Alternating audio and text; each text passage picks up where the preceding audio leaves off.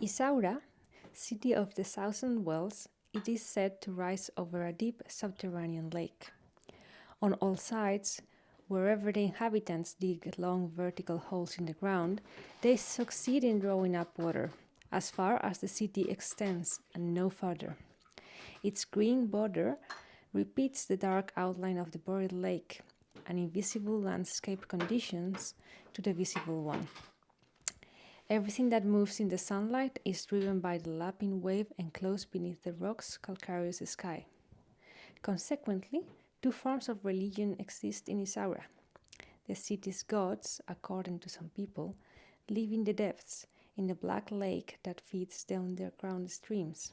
According to others, the gods live in the buckets that rise, suspended from a cable, as they appear over the edge of the wells, in the revolving pulleys, in the windlasses of the norias, in the pump handles, in the blades of the windmills that draw the water up from the drillings, in the trestles that support the twisting probes, in the reservoirs perched on stilts over the roofs, in the slender arches of the aqueducts, in all the columns of water, the vertical pipes, the plungers, the drains, all the way up to the water clocks that surmount the airy scaffoldings of Isaura, a city that moves entirely upwards.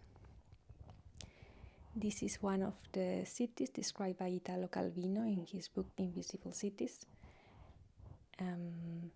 I may read another one, maybe. Randomly picking one.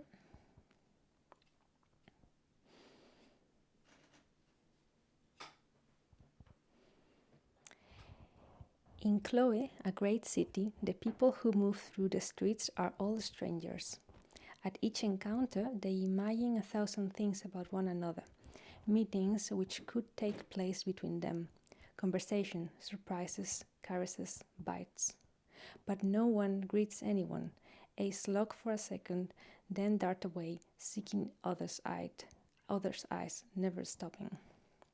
A girl comes along, twirling a parasol on her shoulder and twirling slightly also her rounded hips. A woman in black comes along, showing her full age, her eyes restless beneath her veil, her lips trembling.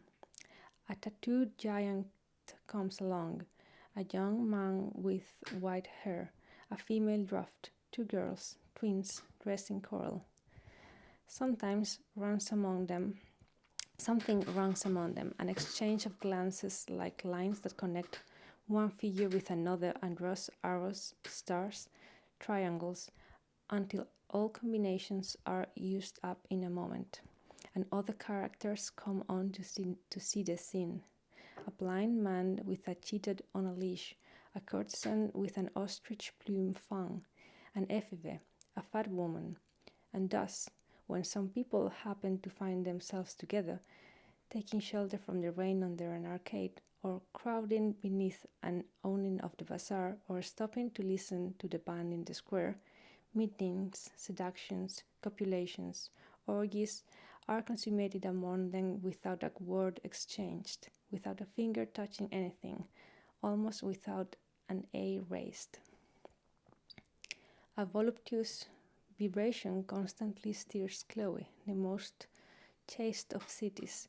If men and women began to live their ephemeral dreams, every phantom will become a person with whom to begin a story of pursuits, pretenses, misunderstandings, clashes, oppressions, and the carousel of fantasies would stop. This is it.